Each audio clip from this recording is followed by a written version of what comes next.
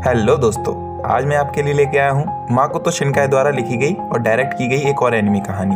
हाँ, वही माकोतो शिनकाई जिन्होंने योर नेम और वेदरिंग विद यू जैसी सुपरहिट कहानियाँ दी हैं। और आज हम जिस एनिमे की कहानी जानने वाले हैं वो बहुत अतरंगी और लाजवाब है, जिसमें एक 15 साल के टीनेजर को 27 साल की औरत से प्यार हो जाता है। जी हाँ, और इस अजब प्रेम की गजब कहानी का नाम है द गार्डन ऑफ वर्ड्स, और जिसे जापान में कोतोनोहा नो निवा के नाम से जाना जाता है। और ये एक one of the best anime है जिसकी IMDb रेटिंग 7.5 आउट ऑफ 10 है और इसकी MAL रेटिंग 7.9 आउट ऑफ 10 है। और रॉटेन टमाटो में इसका स्कोर है 83%। इसने आज तक अराउंड द वर्ल्ड $450,000 की कमाई की है, जो कि इंडियन करेंसी में होते हैं मोर देन 328 लाख रुपीस। ये कहानी बहुत ज़्यादा स्ट्रेट फॉरवर्ड है और इसकी डायलॉग डिलीवरी तो बेहतरीन है। तो इस कहानी को थोड़ा ध्यान से सुनिएगा। अब ये तो हो गया इस एनीमे का स्पॉइलर इंट्रोडक्शन, तो अपना इंट्रोडक्शन देते हुए शुरू करते हैं बिना किसी देरी के। हेलो दोस्तों, welcome to my channel and this is me King Sapis and you are watching KSS explain. और उम्मीद करूंगा कि मैं आपको वीडियो थोड़ा अच्छे से एक्सप्लेन कर सकूं। मूवी के स्टार्टिंग में हम देखते हैं कि जून का महीना होता है और बहुत तेज बारिश हो रही होती है। उसमें एक हाई स्कूल का एक लड़का बहुत ही खूबसूरत गार्डन की ओर जा रहा होता है और इस लड़के का नाम तकाओ होता है। तकाओ सिर्फ 15 साल का होता है और बारिश से बचने के लिए और शेल्टर के नीचे बैठने जाता है, मगर वो देखता है कि वहाँ एक लड़की पहले से ही बैठी है जो उससे उम्र में बड़ी है और वो बियर पी रही है। इस लड़की का नाम युकीनो होता है और ये 27 साल की होती है। वो दोनों एक दूसरे को देखते हैं और युकीनो थोड़ा साइड में बैठ जाती है जिससे तकाओ वहाँ आराम से बैठ सके। तकाओ वहाँ बैठता है और अपने बैग से ड्राइंग बुक निकालता है और फिर जूतों की और पैरों की ड्राइंग बनाने लगता है। तकाओ तिरछी निगाहों से युकीनो को ऊपर से नीचे तक देखता है और मन में सोचता है कि वेबड़ी सुबह सुबह शुरू हो गई, और साथ ही उसे ऐसा भी लगता है कि वो शायद इससे पहले मिल चुका है। तभी तकाओ का इरेजर नीचे गिर जाता है। युकीनो उसे उसका इरेजर वापस करती है और तकाओ थैंक यू बोलता है। फिर वो दोनों चुप बैठ जाते हैं। फिर तकाओ उससे पूछता है कि हम दोनों पहले भी मिल चुके हैं, जिस पर युकीनो मना कर देती है। तकाओ माफी मांगता है और दोनों चुप बैठ जाते हैं। तभी युकीनो की नज़र उसके हाफ स्वेटर पे बने मोनोग्राम पे जाती है जो कि किसी स्कूल का होता है। वो आगे हंसकर कहती है कि यही सही वक्त है, और आगे एक जापानीज कविता जिसे टांका कहते हैं गुनगुनाने लगती है। गड़गड़ाहट की एक हल्की ताली, बादलों भरा आसमान, शायद बारिश आएगी, लेकिन जब बारिश आएगी क्या तुम मेरे साथ ठहरोगे? फिर वो चली जाती है।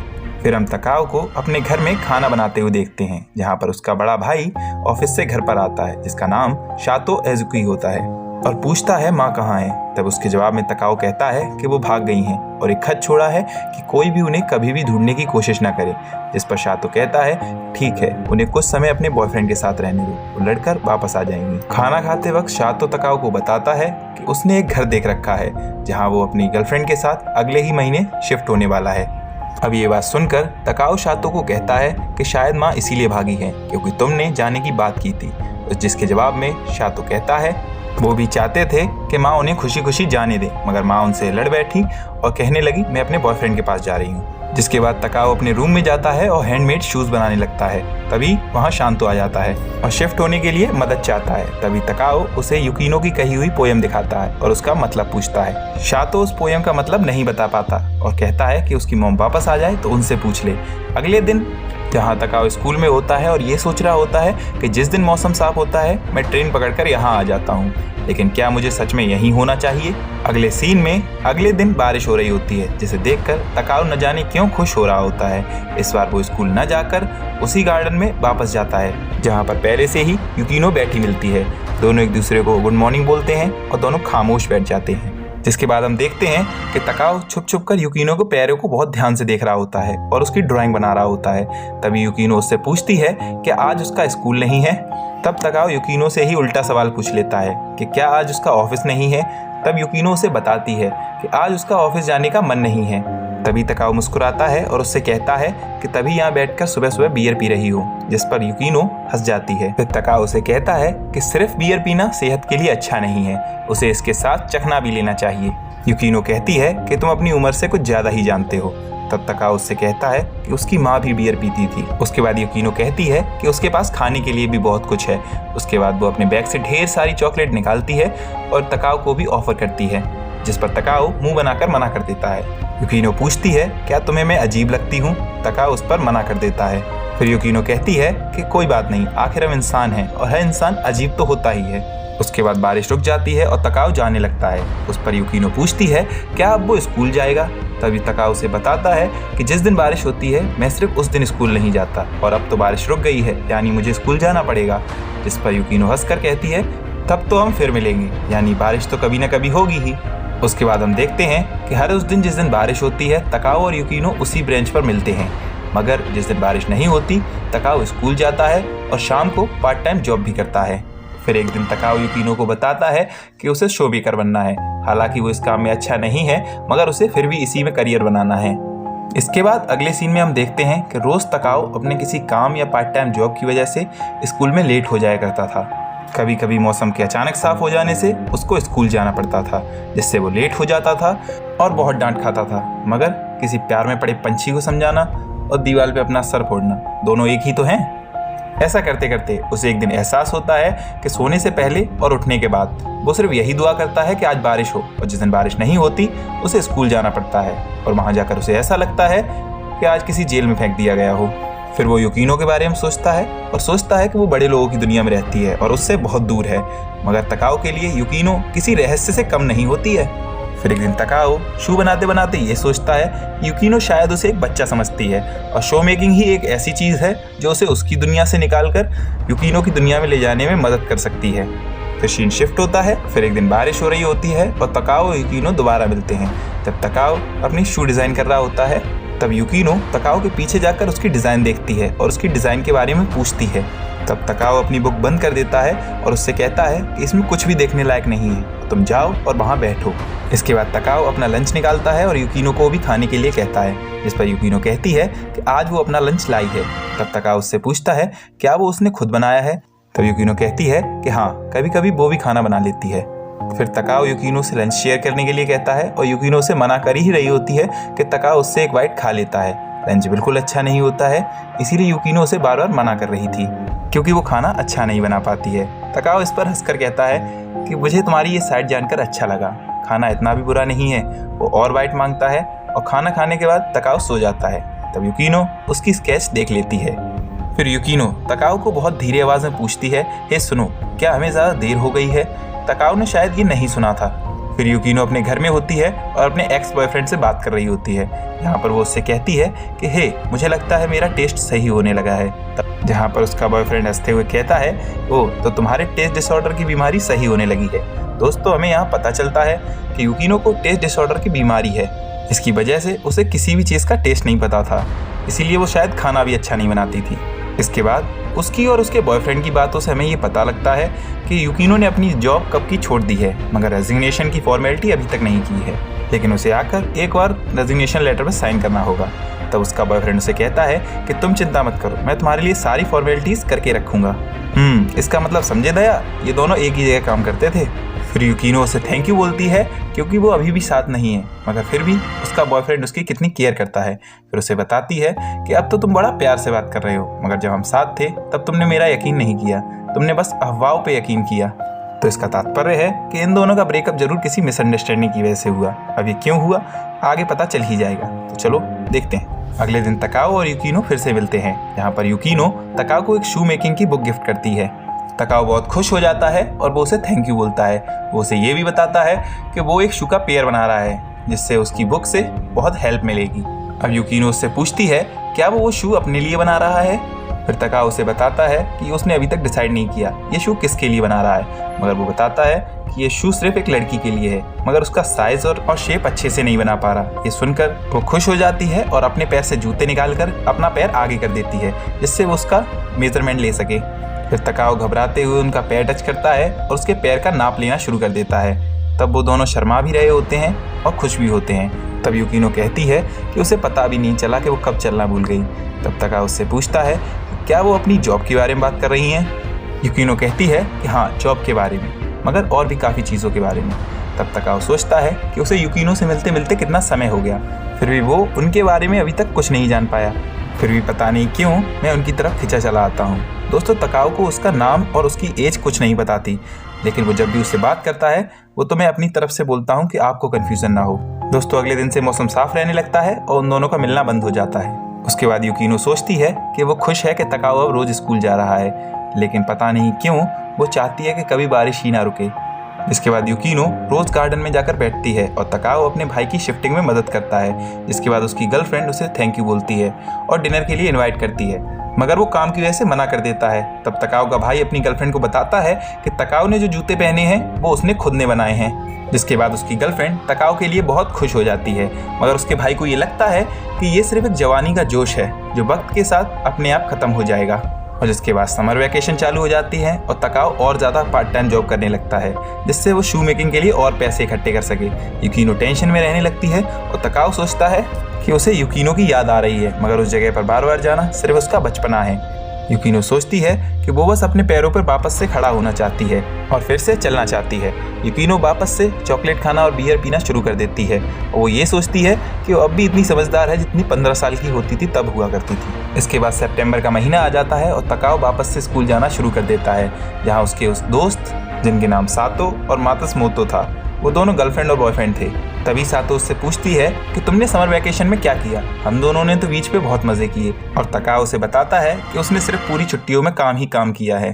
तभी सातो कहती है कि अच्छा, इसलिए तुम लेट आया करते थे। और मात्सुमोतो कहता है कि वो बारिश वाले दिन ये लौंडा कभी फर्स्ट पीरियड में आ ही नहीं सकता। तब तकाओ कहता है कि उसका एक रूल है कि बारिश वाले दिन वो सब में जाएगा ही नहीं।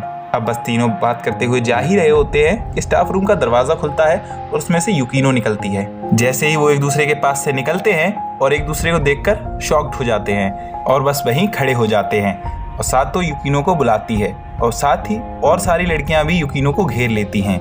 यूकिनो उन सबको बताती है कि वो यहाँ बस 5th पीरियड तक ही है, इसके बाद वो टोक्यो छोड़कर चली जाएगी। ये कहते वक्त यूकिनो और तकाओ एक दूसरे को हैरानी से देखते हैं। अब इसका मतलब समझे दया, यूकिनो तकाओ के स्कूल में एक टीचर थी, जहाँ पर वो अपने एक्स से इसी स्कूल के रेजिग्नेशन की बात कर रही थी। शायद इस स्कूल में कुछ ऐसा हुआ हो जिससे उसने इस स्कूल में आना ही बंद कर दिया हो और तकाओ को भी पहले सीट में शायद इसलिए वो पहचानी लग रही थी। लेकिन यूकिनो को पता था कि तकाओ उसी के स्कूल का स्टूडेंट है, क्योंकि उसने शुरू में ही उसकी यूनिफॉर्म देखी थी। फिर हम तकाओ को और उसके दोस्तों को स्कूल की छत पर देखते हैं, जहाँ पर मात्सुमोतो से पूछता है क्या उसको पता नहीं था कि मिस यूकिनो इस स्कूल को छोड़कर जाने वाली हैं। तब तकाओ उसे बताता है उसको ये भी नहीं पता था कि यूकिनो नाम का कोई टीचर भी है। मात्सुमोतो कहता है कि हमारी सीनियर लड़कियों की यूकिनो मैम से नहीं बनती। तब सातो उसे बताती है कि उन सीनियर लड़कियों में से एक लड़की का बॉयफ्रेंड यूकिनो मैम को पसंद करने लगा था। फिर उस लड़की को यूकिनो मैम से जलन होने लगी थी और फिर उसने और उसकी क्लास ने यूकिनो मैम के बारे में बहुत गलत और गंदी अफवाहें उड़ाना शुरू कर दी थी। ये अफवाहें इतनी बढ़ गई थी कि उनके पेरेंट्स और उनके बॉयफ्रेंड तक पहुंच गई थी। फिर मात्सुमोतो कहता है कि यूकिनो सेंसेस बहुत ही नरम दिल इंसान थी, वो चाहती तो पुलिस को भी बुला सकती थी, मगर उन्होंने ऐसा नहीं किया। तब सातो बताती है कि स्टूडेंट ने पुलिस को बुलाने की मांग की थी, मगर स्कूल का नाम खराब ना हो जाए इसलिए प्रिंसिपल ने पुलिस को नहीं बुलाया। ये सुनकर तकाओ बहुत निराश हो जाता है और उन सीनियर का नाम पूछता है जो उन्हें परेशान करती थी। उस सीनियर का नाम होता है आइजावा। इसके बाद तकाओ आइजावा की क्लासरूम में पहुंच जाता है, जहां पर आइजावा और उसके दोस्त बैठे होते हैं। जहां पर तकाओ जाकर उससे कहता है कि मिस यूकिनो स्कूल छोड़कर जा रही हैं और वो जाकर उससे माफी मांग ले। इस पर वो उससे कहती है कि उसे कोई फर्क नहीं पड़ता, वो एक अश्लील औरत है। ये सुनकर तकाओ को गुस्सा आ जाता है और वो उसे खींचकर तमाचा मार देता है। फिर क्या, आइजावा के दोस्त तकाओ को कूट देते हैं। फिर वो अगले दिन फाइनली इतने दिनों के बाद गार्डन में यूकिनो से मिलने जाता है। लेकिन एक कमाल की बात थी कि उस दिन बारिश नहीं हो रही थी, इस बार सूरज चाचू सिर पर ही थे। उसे देखकर यूकिनो चौंक जाती है। तब तकाओ कहता है कि गड़गड़ाहट की हल्की ताली, अगर बारिश ना भी आए तो भी मैं यहाँ ठहरूंगा तुम्हारे साथ। तब यूकिनो कहती है कि ये तो उस टांका का जवाब है जब उसने पहली बार कही थी, जब वो उससे मिली थी।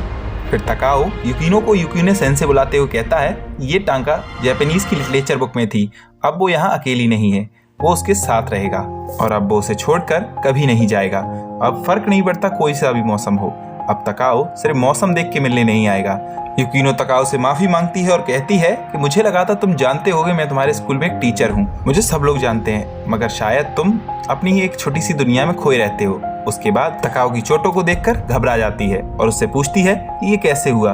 तब तकाओ उसे बताता है कि शायद उसने बियर ज्यादा पी ली थी और मैं प्लेटफॉर्म से नीचे गिर गया। तब यूकिनो हैरान रह जाती है और तकाओ उससे कहता है मैं बस मजाक कर रहा हूँ, बस मेरी एक लड़ाई हो गई थी जिसमें उन लोगों ने मेरी तबीयत से सुताई कर दी। फिर एक तूफान आ जाता है जिसमें वो दोनों बहुत भीग जाते हैं, जैसे मानो गंगा स्नान करके आए हों। फिर बारिश बहुत तेज होती है, तब वो यूकिनो के घर पे जाते हैं, जहाँ पर यूकिनो तकाओ को कुछ कपड़े पहनने के लिए देती है और उसके कपड़े प्रेस करने लगती है। और इतने में तकाओ बहुत अच्छा खाना बना के लाता है जिसके बाद युकीनो तकाओ को कॉफ़ी बना कर देती है। इसके बाद वो दोनों बैठे होते हैं और सोच रहे होते हैं कि ये मोमेंट है जो उनकी ज़िंदगी का सबसे बेस्ट है। फिर तकाओ कहता है, युकीनो सान, शायद मुझे तुमसे प्यार हो गया है। तब युकीनो थोड़ी शर्मा जाती है और उसे कहती है, युकीनो सान नहीं, युकीनो सेंसे, भूलो मत मैं तुम्हारी टीचर हूँ।